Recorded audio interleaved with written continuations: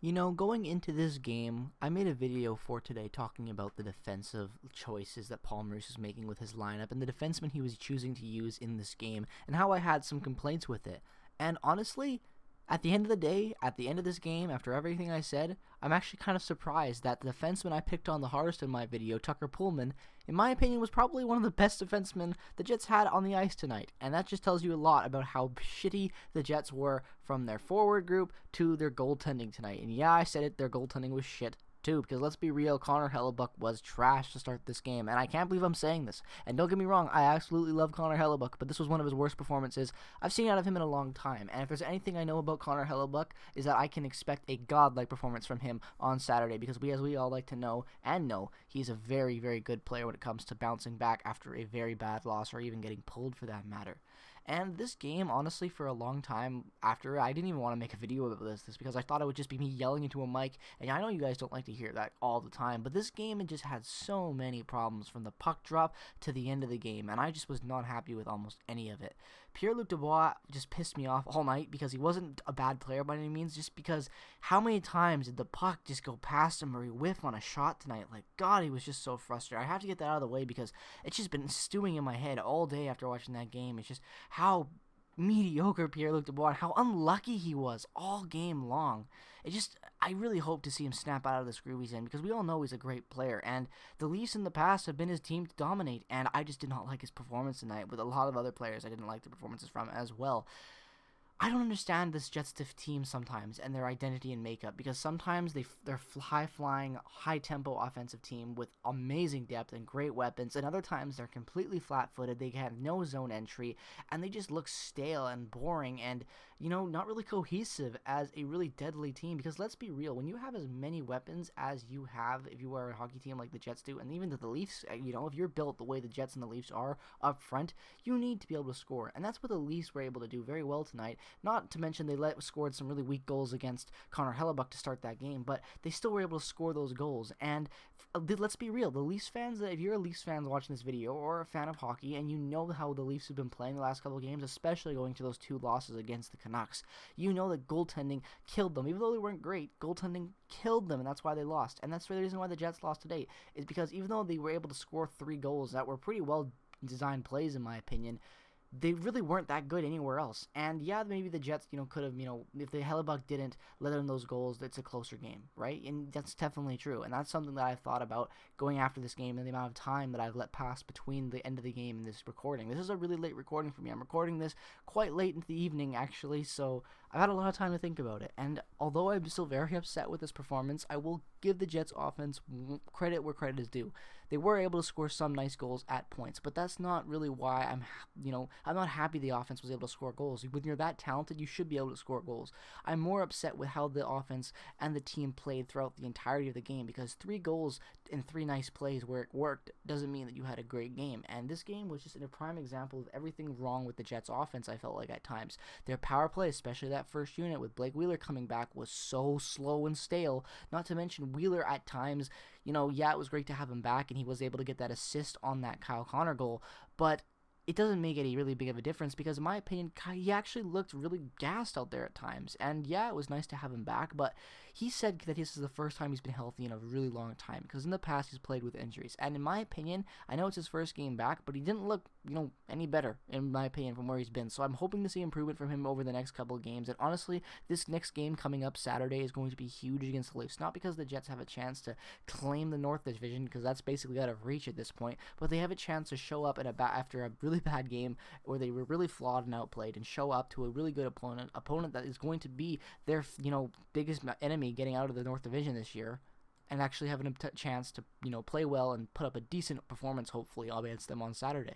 The one thing I wanted from this game going into it wasn't a Jets win, even though that's always what I do want. But deep down, all I wanted was this game to be a good matchup versus the Jets and the Leafs. Something that if the Jets lost, it was close. And even if they lost by a 2-goal lead, it's because they played a very good, close, tight game throughout the whole puck 30 minutes and every 20 minutes, in every period. That's important. That's something that the Jets really don't do and haven't done well over the last couple of seasons. And this game was not that. And that's frustrating to me, because The Jets need to show up against tough opponents like the Leafs, and they haven't been able to beat the Leafs. They've been okay against the Leafs at times and had some good performances, but they haven't been able to really show up and play complete games at times.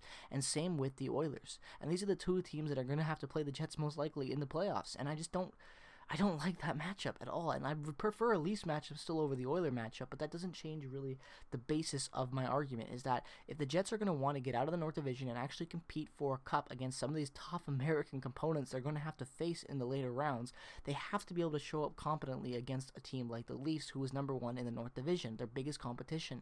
And in my opinion, they haven't been able to do that, and they didn't do that tonight. The defense, not even to get me started, as I like to rip on everything, they just were mediocre again tonight.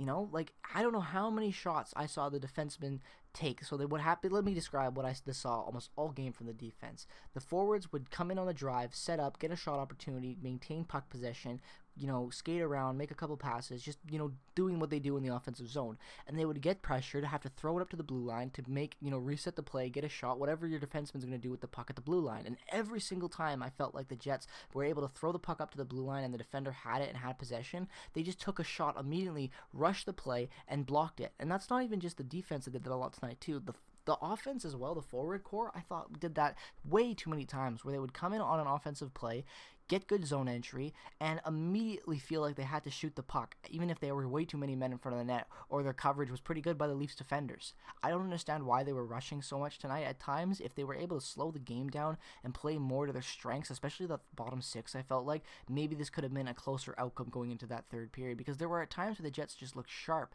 but there were a lot of other times where they just did not come out with enough momentum to win this game at times. And rushing the play like that against a top team like the Leafs, where that can make you pay off of mistakes, especially if you shoot the puck and it's blocked and they turn it around real quick on a 2-on-1 or whatever that might be, that is something that'll kill you and bite you in the butt. And it bit the Jets in the butt tonight, in my opinion. They just have to slow down play at times, and they need to take the right shots and not just force a shot into a crowd and hope it gets through or gets tipped, because that's not going to be a consistent way to score goals, especially when you have as much talent as the Jets do. The Jets should be able to generate enough offense properly with the skill they have, but at times their zone entries are horrid, especially from Kyle Connor, Blake Wheeler, and Mark Scheifele. That line is just trash at entering the zone at times, and other than that, Nikolai Ehlers is one of the only other forwards that can really enter the zone with pressure, maintain the puck, and set up a play properly.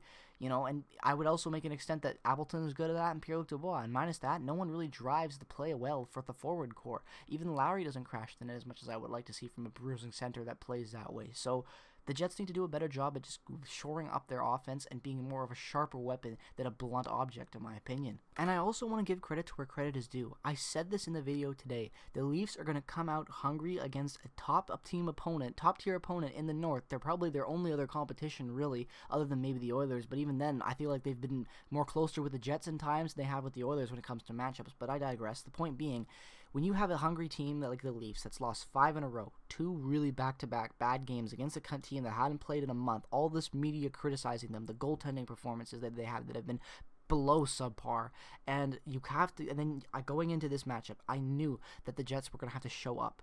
And I know they've had a lot of time off as well. It's been, I believe, like 5 days since they've played a game, so that does affect their morale and their just overall ability to get in the headspace better and be a sharp weapon going into it, because they haven't played. I understand that. I'm not going to make an excuse, but it's never an excuse in my opinion. But they needed to show up, and the Leafs just were a good team, so credit to where credit is due. The Leafs had a good bounce back in my opinion. They had good goaltending from Campbell from almost the whole game. Really, I felt like he was able to track the puck well at times and be in the goal guy they needed him to be tonight. And I feel like that was a big difference for the Jets, is that the Leafs were able to get good goaltending out of their starter, and Connor Hellebuyck got pulled in the first with like 6 shots faced against him or whatever it was. And that's not how you expect to win games against top-tier opponents, and it's the reason why they lost this game tonight, in my opinion. I could make this video go on for probably 50 minutes pointing out every individual player's worst thing they had, but I just don't want to do that to you guys.